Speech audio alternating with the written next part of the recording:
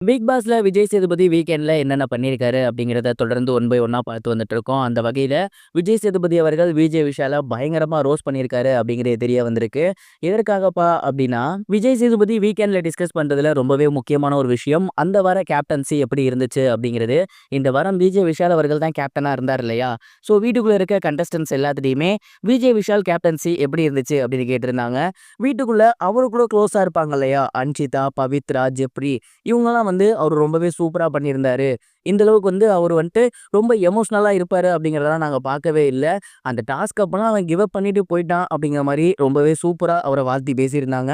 ஆனா அப்படியே opposite side பார்த்தீங்கன்னா, முத்துக்குமரன், ஜாக்லின், ரயன் இவங்க எல்லாருமே விஜய் விஷால் ஒருதலை பட்சமா இருந்தாங்க அப்படின்னு சொல்லியிருந்தாங்க. அதுல குறிப்பா மஞ்சரிலாம் டூ பி ஹானஸ்ட் அவர் ஒருதலை பட்சமா தான் இருந்தாரு அப்படின்னு போட்டு உடைச்சிட்டாங்க. முக்கியமா விஜய் சேதுபதி விஜய் விஷால் கிட்ட 2 விஷயத்த கிளாரிஃபிகேஷன் கேட்டிருந்தாரு. ஒண்ணு என்ன அப்படின்னா, மஞ்சரி அவர்கள் அன்ஷிதா கூட நடந்த ஃபைட். அவங்க வயிறு வலிக்குதுன்னு சொல்லிட்டு போனாங்க. மஞ்சரி விட்டாங்க. ஆனா அதுக்கப்புறம் பார்த்தீங்கன்னா, அன்ஷிதா போயிட்டு கேம் விளையாடுறாங்க.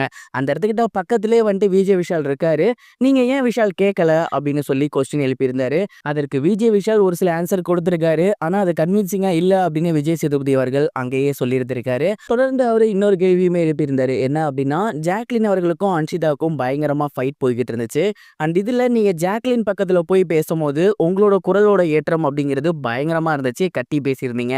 அப்படியே அன்ஷிதா கிட்டயோ, பவித்ரா கிட்டயோ பேசும்போது ரொம்ப சாஃப்ட்டா பேசுனீங்க. எதனால? ஏன் இந்த பார்ஷியாலிட்டி அப்படின்னு கேட்டிருந்தாரு. அதற்கு விஜய் விஷால் அப்படிலாம் இல்ல சார். இவங்கள்ட்ட பேச வந்தேன். இவங்க கத்திட்டே இருந்தாங்க.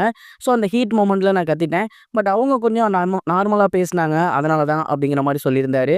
அண்ட் உடனே விஜய் சேதுபதி சொல்ட்டாரு, "அப்படியெல்லாம் சமாளிக்காதீங்க விஷால். நாங்க பார்த்தோம். எங்களுக்கு பச்சையா தெரிஞ்சுச்சு. நீங்க ஒருதலை பட்சமா நீங்க அப்படிதான் நடந்துக்கிட்டீங்க அப்படிங்கிறது.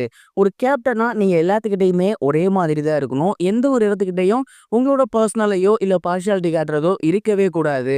அதுதான் ஒரு கேப்டனுக்கு மிகப்பெரிய அழகு. நீங்க நினைச்சிருந்தீங்கன்னா ஏகப்பட்ட இடங்கள்ல இருக்கக்கூடிய சண்டைய தவிர்த்திருந்திருக்கலாம். ஆனா நீங்க அப்படி இல்லாம போனதுனால தான் இந்த வீட்ல இந்த வாரம் நிறைய சண்டைகள் நடந்துச்சு அப்படின்னு சொல்லலாம். நீங்க அன்ஷிதா கிட்ட ப்ராப்பரா பேசியிருந்தீங்கன்னா இது நடந்திருக்காது.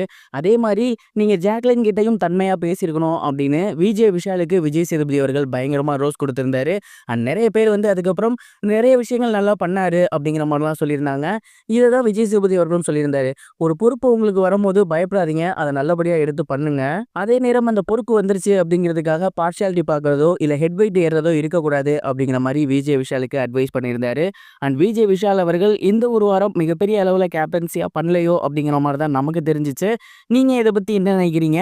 ஒருவேளை விஜய் விஷால் இந்த வாரம் நல்லா தான் பண்ணியிருக்காருன்னு நினைக்கிறீங்களா? உங்களோட தாட்ட கமெண்ட் பாக்ஸ்ல ஷேர் பண்ணுங்க. இதுவரைக்கும் கனெக்டிங் டிவிக்கு சப்ஸ்கிரைப் பண்ணனா மறக்காம சப்ஸ்கிரைப் பண்ணிக்கங்க. உடனடி அப்டேட்ஸ் பெறுவதற்கு நோட்டிஃபிகேஷன் பெல்லையும் கிளிக் பண்ணிக்கங்க.